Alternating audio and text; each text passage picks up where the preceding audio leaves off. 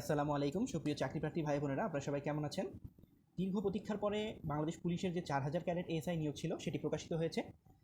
বাংলাদেশ পুলিশের cadet ASI নিরস্ত্র পদে 2026-এর যে নিয়োগ বিজ্ঞপ্তি সেটি অলরেডি প্রকাশিত হয়ে গিয়েছে, যেটি নিয়ে আপনাদের অনেক জিজ্ঞাসা, অনেক কথা, অনেক কল্পনা ছিল। তো আজকের এই ভিডিও থেকে সব কিছু জানতে পারবেন। বাংলাদেশ পুলিশের ক্যাডেট এএসআই নিয়োগের জন্য বয়সসীমা, যোগ্যতা, শিক্ষাগত যোগ্যতা, কারা কারা আবেদন করতে পারবেন। তো বেশি দেরি না করে চলুন মূল ভিডিওতে চলে যাই। তার আগে বলে নেই, আমাদের এই চ্যানেলটি যারা এখনও সাবস্ক্রাইব করেনি তারা অবশ্যই সাবস্ক্রাইব করে নেবেন। অবশ্যই চাকরির সকল তথ্য পেতে আমাদের এই চ্যানেলটি আপনার খুবই উপকারে আসবে। তো অবশ্যই সাবস্ক্রাইব করে রাখবেন এবং ভিডিওটি ভালো লাগলে অবশ্যই লাইক করবেন। অনলাইনে আবেদনের সময়সীমা 28 এপ্রিল 2026 খ্রিস্টাব্দ সকাল 10 ঘটিকা হতে 27 মে 2026 খ্রিস্টাব্দ 23টা 59, অর্থাৎ রাত 11টা 59 পর্যন্ত আপনারা আবেদন করতে পারবেন। দীর্ঘ 1 মাসের মতো আবেদনের সময় পাবেন। তো চলুন শুরু করা যাক। বাংলাদেশ পুলিশের ক্যাডেট এএসআই নিরস্ত্র পদে নিয়োগের লক্ষ্যে আগ্রহী পুরুষ ও নারী প্রার্থীদের অনলাইনে আবেদন করার জন্য আহ্বান করা হচ্ছে। ক্যাডেট এএসআই নিরস্ত্র পদে প্রার্থীর আবেদনের জন্য বিস্তারিত তথ্যবলী নিম্নরূপ। তো আপনাদের সর্বপ্রথম প্রয়োজন হবে বয়স 18 থেকে 22 বছর। আর যারা অলরেডি কর্মরত আছেন কনস্টেবল বা নায়ক পদে, যে সকল প্রার্থী 1 সেপ্টেম্বর 2026 তারিখের মধ্যে বাংলাদেশ পুলিশের কনস্টেবল বা নায়ক পদে কর্মরত আছেন তাদের সর্বোচ্চ বয়সসীমা হতে হবে 25। এবং মুক্তিযোদ্ধা, শহীদ মুক্তিযোদ্ধা, বীরাঙ্গনা সন্তানদের ক্ষেত্রে বয়স সর্বোচ্চ 32। যোগ্যতা অভিজ্ঞতা এসএসসি অথবা সমমানের পরীক্ষায় উত্তীর্ণ হতে হবে, কমপক্ষে জিপিএ 3.5 বা সমমান। এইচএসসি অথবা সমমানের পরীক্ষায় কমপক্ষে জিপিএ 3.5 বা সমমান। কম্পিউটার ব্যবহারে দক্ষতা অভিজ্ঞতা সম্পন্ন হতে হবে। প্রার্থীকে অবশ্যই জন্মসূত্রে বাংলাদেশের স্থায়ী নাগরিক হতে হবে। প্রার্থীকে অবশ্যই অবিবাহিত হতে হবে। শিক্ষানবিশ শেষ না হওয়া পর্যন্ত প্রার্থীকে অবিবাহিতই থাকতে হবে। এবং এবার আসা যাক শারীরিক মাপের ক্ষেত্রে। পুরুষ প্রার্থীর ক্ষেত্রে 5 ফুট 6 ইঞ্চি এবং মহিলাদের ক্ষেত্রে 5 ফুট 4 ইঞ্চি। পুরুষ প্রার্থীর ক্ষেত্রে বুকের মাপ স্বাভাবিক অবস্থায় 32, সম্প্রসারিত অবস্থায় 34 এবং ওজন আপনার বয়স ও উচ্চতার সাথে অনুমোদিত হতে হবে এবং দৃষ্টিশক্তি 6/6। নারীদের ক্ষেত্রে এসব প্রযোজ্য হবে না। তো অনলাইন আবেদনের জন্য আপনাদের এই যে police.teletalk.com.bd এখানে অনলাইনে আবেদন পূরণ করতে হবে। অনলাইন আবেদন আপনারা জানেন 28 এপ্রিল শুরু হবে এবং 27 মে শেষ হবে। দীর্ঘ 1 মাস সময়ের মধ্যে আপনারা আবেদন করে ফেলবেন। আবেদনের পরে আপনাদের টেলিটক সিমের মাধ্যমে 48 টাকা পেমেন্ট করতে হবে, তাহলে আপনাদের আবেদন সম্পন্ন হবে। আবেদন সম্পন্নের পরে আপনাদের প্রিলিমিনারি ওয়েব স্ক্যানিং হবে।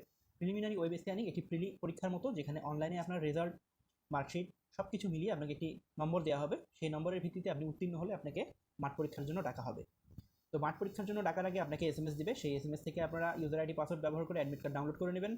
তারপর আপনারা মাঠে যাবেন।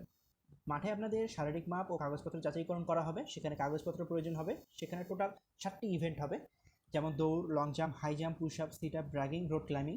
3 দিনে এই আপনার 7টি ইভেন্ট সম্পন্ন করা হবে।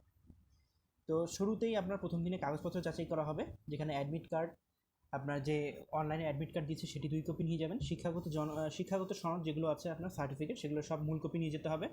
সর্বশেষ শিক্ষা প্রতিষ্ঠান কর্তৃক চারিত্রিক সনদের মূল কপি। জেলার স্থায়ী বাসিন্দার হলে আপনার স্থায়ী সিটি কর্পোরেশন বা চেয়ারম্যান বা মেম্বারের কাছ থেকে আপনার সার্টিফিকেট নিয়ে যেতে হবে, নাগরিকত্ব সনদপত্র। অনলাইন থেকে ডাউনলোডকৃত ইন্ডিমিউনিটি ঘোষণাপত্র নিয়ে যেতে হবে, যেটিতে অভিভাবকের স্বাক্ষর থাকতে হবে বা সম্মতি থাকতে হবে। আপনার জাতীয় পরিচয়পত্র থাকলে সেটি নিয়ে যেতে হবে, অথবা যদি না থাকে তাহলে আপনার মাতা পিতা নিয়ে যেতে হবে। সরকারি গ্যাজেটেড কর্মকর্তা কর্তৃক সত্যায়িত 3 কপি সদ্য তোলা পাসপোর্ট সাইজের রঙিন ছবি লাগবে। বীর মুক্তিযোদ্ধা যারা, তাদের জন্য কোঠার যে কাগজপত্র আছে সেগুলো নিয়ে যেতে হবে। আবার কম্পিউটার সার্টিফিকেটই আপনি নিয়ে যেতে হবে। আপনার কেউ যদি কোনো চাকরিতে থাকেন তাহলে তাদেরকে এনওসি নিয়ে যেতে হবে। এরপর আপনাদের শারীরিক পরীক্ষা হবে 3 দিনে। শারীরিক পরীক্ষায় উত্তীর্ণ হলে আপনাকে লিখিতর জন্য আবার অনলাইনে আবেদন করতে হবে। যখন আপনার শারীরিক পরীক্ষায় উত্তীর্ণ হবেন তখন আপনাকে একটি এসএমএস দেওয়া হবে। ঠিক আবার ওই একই ওয়েবসাইট police.teletalk.com.bd, সেখানে গিয়ে ইউজার আইডি পাসওয়ার্ড ব্যবহার করে আপনাকে আবার রিটেন পরীক্ষার যে অ্যাডমিট সেটি ডাউনলোড করতে হবে। রিটেন পরীক্ষার অ্যাডমিট ডাউনলোড করার পরে আপনাদের রিটেন পরীক্ষা নেওয়া হবে। রিটেন পরীক্ষা মূলত নেওয়া হয় 3 দিনে, মোট 250 নম্বরের পরীক্ষা, যেখানে ইংরেজি ও বাংলা রচনা ও কম্পোজিশন থাকে 100 মার্কের, সময় 3 ঘন্টা। দ্বিতীয় দিন আপনাদের হবে সাধারণ জ্ঞান ও গণিত, যেটি 100 নম্বরের, সময় 3 ঘন্টা। এবং তৃতীয় দিন হবে মনস্তত্ত্ব বা মানসিক দক্ষতা, এটি 50 মার্কের হয়ে থাকে, এটি মাত্র সময় পাবেন 1 ঘন্টা। এই পরীক্ষার সময়সূচি তারা তাদের পুলিশের ওয়েবসাইটে আপনাদের প্রকাশ করে থাকে, সেখান থেকে আপনাকে দেখে নিতে হবে, অথবা এসএমএস এর মাধ্যমে তারা জানিয়ে দেবে। আপনি যদি রিটেন উত্তীর্ণ করেন তারপরে আপনার কম্পিউটার টেস্ট নেওয়া হবে। পুলিশ হেডকোয়ার্টার্স থেকে নির্ধারিত একটি পরীক্ষা কেন্দ্র সিলেক্ট করে দেবে, সেখানে আপনাদের কম্পিউটার টেস্ট করা হবে, যেমন MS Word, office, web browsing, troubleshooting, এইসব পরীক্ষা অংশগ্রহণ করতে হবে, যেখানে লিখিত এবং প্র্যাকটিক্যাল দুটিই হবে। মৌখিক পরীক্ষায় উত্তীর্ণ পরে আপনাকে স্বাস্থ্য পরীক্ষার জন্য ডাকা হবে। সেখানে আপনার স্বাস্থ্য পরীক্ষা হলে আপনাকে চূড়ান্ত মৌলিক প্রশিক্ষণের জন্য নির্বাচিত করা হবে। মনে রাখবেন, চূড়ান্ত মৌলিক প্রশিক্ষণ মানে আপনার চাকরি না, চাকরি আরও ধাপ বাকি আছে। আপনি যখন 1 বছর মৌলিক প্রশিক্ষণ গ্রহণ করবেন এবং প্রশিক্ষণে উত্তীর্ণ হবেন তখন আপনাকে চাকরির জন্য নিয়োগপত্র দেওয়া হবে। এবং আপনি যখন ক্যাডেট এএসআই পদে সর্বোচ্চ 1 বছরের মৌলিক প্রশিক্ষণ গ্রহণ করবেন তার পরবর্তী সময় আপনার যখন চাকরি হবে সেখান থেকে 2 বছর আপনার শিক্ষানবিশকাল, অর্থাৎ আপনাকে 2 বছর সন্তোষজনক চাকরি সম্পন্ন করতে পারলে তবেই আপনি বাংলাদেশ পুলিশে স্থায়ী একজন কর্মচারী বলেন বা কর্মকর্তা বলেন, যাই বলেন, তো সেই ক্ষেত্রে আপনি গ্যাজেটেড ভুক্ত হবেন। আর আপনারা জানেন 2015 বেতন স্কেল অনুযায়ী পুলিশের এএসআই 14তম গ্রেডে 10,200 থেকে 24,680 টাকা বেতন পেয়ে থাকেন, এবং অন্যান্য ভাতাদি যেগুলো আছে, বাড়ি ভাড়া, চিকিৎসা ভাতা, এইসব মিলিয়ে মূল বেসিকের সাথে যোগ হয়ে হাতে পান। এবং রেশন সুবিধা তো আছেই, আর অন্যান্য সুবিধাগুলো আপনারা তো জানেনই, একটু না বললাম। এখানে আরেকটি বিষয় হচ্ছে, যারা মৌলিক প্রশিক্ষণের জন্য উত্তীর্ণ হবেন তাদেরকে নির্ধারিত সময়ে উপস্থিত থাকতে হবে। দেখুন এই যে 14.2 লাইনটি আপনারা পড়ে নেবেন। যারা নির্ধারিত সময় উপস্থিত হবে না তাদেরকে আর কোনো সুযোগ দেওয়া হবে না। তো এখানে আরেকটি বিষয় হলো, সেটি হলো জেলার নাম এবং শারীরিক সক্ষমতার পরীক্ষার যে আপনার ডেট, সেই ডেটগুলো সহ দিয়ে দিচ্ছে তারা। জেলার নাম হচ্ছে মাদারীপুর, কিশোরগঞ্জ, রাঙ্গামাটি, ব্রাহ্মণবাড়িয়া, ঝিনাইদহ, নড়াইল, সিরাজগঞ্জ, চাঁপাইনবাবগঞ্জ, কুড়িগ্রাম, সুনামগঞ্জ, জামালপুর, ফরিদপুর, টাঙ্গাইল, কুমিল্লা, খাগড়াছড়ি ও খুলনা।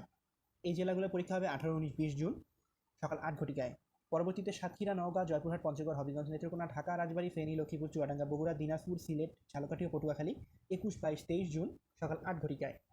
এরপর হচ্ছে নারায়ণগঞ্জ, মুন্সিগঞ্জ, কঙ্গাবাজার, মেহেরপুর, নাটোর, লালমনিরহাট, গাইবান্ধা, শেরপুর, ভোলা, বরগুনা, ময়মনসিংহ, গাজীপুর, শরীয়তপুর, মানিকগঞ্জ, গোপালগঞ্জ এবং বান্দরবন 24, 25, 26 জুন সকাল 8 ঘটিকায়। এবং সর্বশেষ আছে নোয়াখালী, বাগেরহাট, যশোর, রাজশাহী, ঠাকুরগাঁও, নীলফামারী, মৌলভীবাজার, নরসিংদী, চাঁদপুর, চট্টগ্রাম, কুষ্টিয়া, মাগুরা, পাবনা, রংপুর, পিরোজগঞ্জ ও বরিশাল 27, 28, 29 জুন সকাল 8 ঘটিকায়। আবেদন শেষ হবে আপনাদের 27শে মে, আর আপনাদের পরীক্ষা শুরু হবে 18ই জুন, অর্থাৎ মাত্র আপনারা 18-20 দিন সময় পাবেন।